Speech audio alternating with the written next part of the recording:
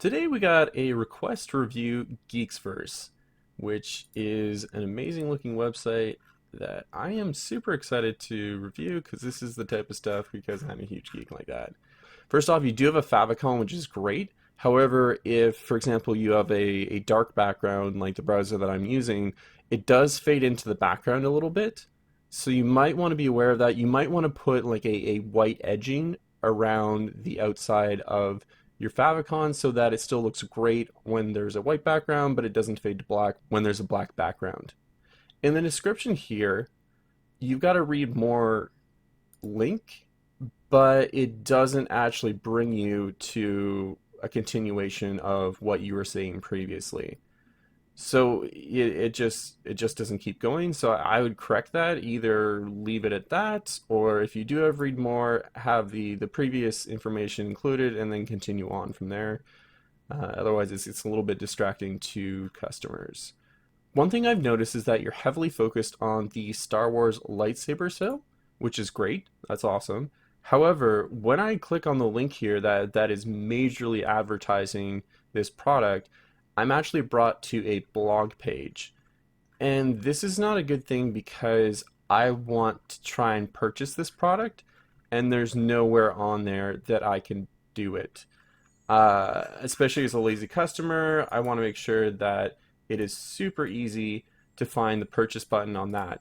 So you might want to have to link this to a product page, and maybe in that product page have a link to your blog here, something of that nature. I also noticed that on your homepage, it's a similar sort of idea. When I scroll down to the lightsaber part of things and click on it, exact same link. I can't buy this. I have to find it somewhere within your collections before I can actually purchase it. So make that as easy as possible for customers to be able to buy. The next thing I notice is that your collections doesn't have a drop-down menu. And I can kind of understand why. I mean, looking at your collection page here, there's a lot of different franchises that you're referring to. But you can still help categorize these things a little bit better. So if you had a drop down under collections, maybe ones for superheroes or comics, ones for anime, ones for um, Star Wars. There are ways in order to properly trim things down.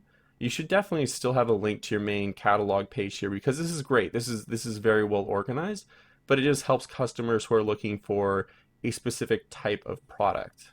In your footer menu, it's great that you have the email option so that you can get people to sign up.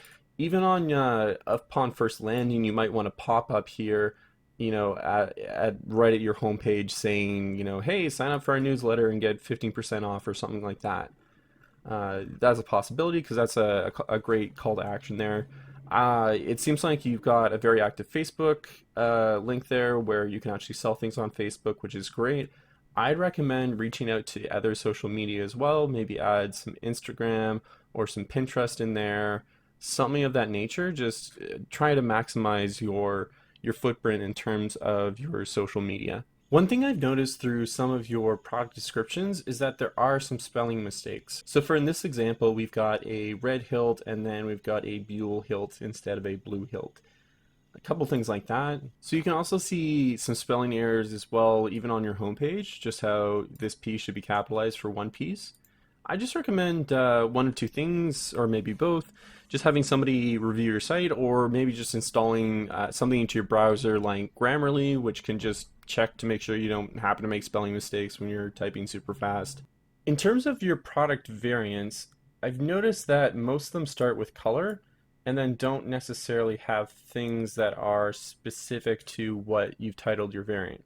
So when you go to add a variant for the first time, Shopify is always going to put color as the first option. If you add another variant, it's going to put it in a size. You don't have to take that as a name. You can retitle it to whatever you want. So you might want to change this to different poses of Groot, something like that. And instead of, as picture one, picture two, picture three, you could have him, one hand leaning, two hands together. You might want to add that in the description of the picture itself. Like you might want to actually add some text in there. Just some way to make it a little bit more clear as to which one is which, and that these are different products. Because as a new person to your site, I might not know that there are different options. I just see, oh, there's different pictures there. I mean, it's great that you've associated this variant with this picture, which helps, but there's still a little bit of confusion there. So let's look at the SEO side of things for your products. So looking at your lightsaber here, we can see if somebody were to search it on Google, this is what they would see here. It's not great. It's not bad, but it's not great. So in the title, you definitely want to make sure you say what it is, which is great. It's a lightsaber, whatnot.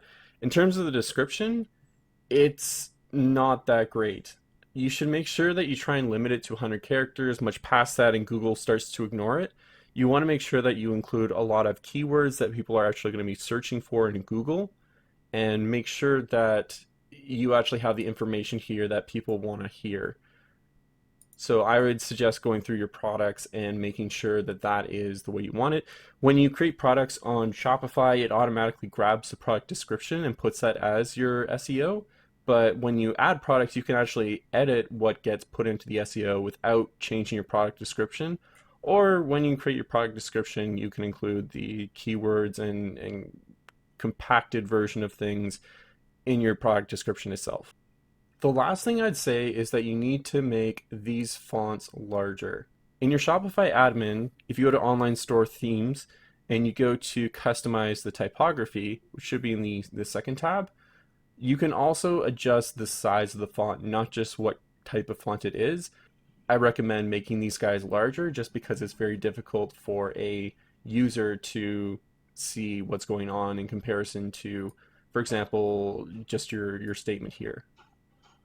Overall, really good website. Just make sure that you make some of those tweaks and changes, and use marketing to your advantage just to make sure that you're hitting that target market that you're looking to go for. There you go. That's our review of your site. Hope it helps.